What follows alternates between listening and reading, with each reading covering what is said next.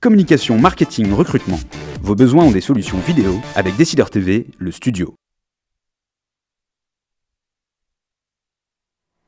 Bonjour à tous et bienvenue dans ce nouveau Duplex Bourse. Nous sommes le mardi 22 octobre 2013 et on se connecte tout de suite avec notre expert Jean Amar et la salle des marchés de Bourse Direct. Bonjour Jean. Bonjour Clémentine. Alors les États-Unis doivent publier cet après-midi un rapport concernant les chiffres de l'emploi qui a été un petit peu décalé à cause du shutdown. Comment évolue la Bourse de Paris dans l'attente de ce résultat ? Oui, donc c'est assez calme après les records annuels de vendredi et d'hier. Le marché parisien donc, a débuté la séance dans le calme et sur une note hésitante.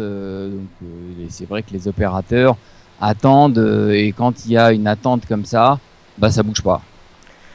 Alors du côté de l'analyse technique maintenant, quels sont les supports et résistances à surveiller aujourd'hui ? Alors, graphiquement, la tendance restera positive en intraday au-dessus de 4256.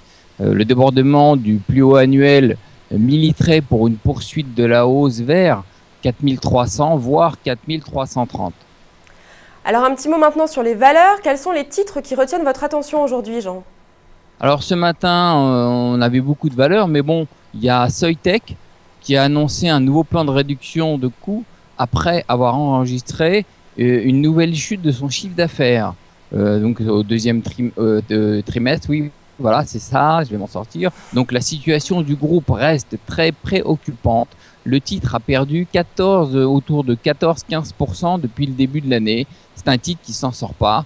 Donc voilà, on aime bien ce titre et l'orientation qu'ils ont pris dans les deux métiers qu'ils ont choisis, mais la situation reste préoccupante. Et vous avez aussi Peugeot qui, alors qu'ils avaient indiqué qu'ils étaient en discussion avec divers partenaires, dont le chinois Dongfeng, je ne sais pas si je le dis bien, et une augmentation de capital de 3 milliards prochainement, qui pourrait être annoncée. Donc, il y a eu ce matin donc Arnaud Montebourg qui a assuré que Peugeot resterait en France et français.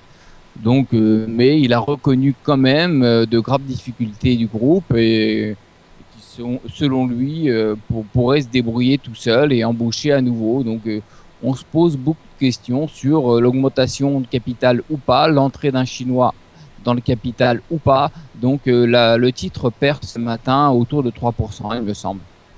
Alors on termine avec un petit mot sur Wall Street où l'activité a été assez calme hier puisque les investisseurs sont comme à Paris dans l'attente de ce fameux rapport sur les chiffres de l'emploi. Quelles sont les réactions attendues à 15h30 à l'ouverture ? Oui, donc on revient un petit peu. Hier, c'est vrai que les marchés étaient étals. Simplement, le Nasdaq qui s'est un petit peu détaché grâce simplement à Apple qui a gagné 2,5%, qui pèse énormément dans l'indice. Qui doit présenter son nouvel iPad, vous savez, donc ça a aidé le Nasdaq à gagner 0,15%, c'est pas grand chose, mais bon, il s'est détaché un tout petit peu des autres. On attend à 14h30, comme vous l'avez précisé, le taux de chômage, on attend une stabilité à 7,3% et les créations d'emplois. On attend 180 000 créations d'emplois après 169 000. Donc la publication les publications d'emploi qui sont au-dessus de 200 000 ou en dessous de 120 000 créeraient un mouvement sur les marchés. Donc vous voyez que c'est pour ça que c'est très surveillé puisque c'est les créations d'emplois qui orienteraient le quantitative easing ou pas dans les prochains mois. Qui vont arriver. Et vous avez aussi du côté des entreprises une trentaine de publications programmées aujourd'hui, dont aux États-Unis, General Electric, DuPont de Nemours, Kimberly-Clark et United Technologies. Vous voyez, c'est très chargé.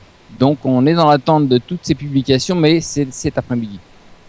Merci beaucoup Jean pour toutes ces précisions. On se retrouve demain pour un nouveau Duplex. En attendant, très bonne séance à tous. À demain.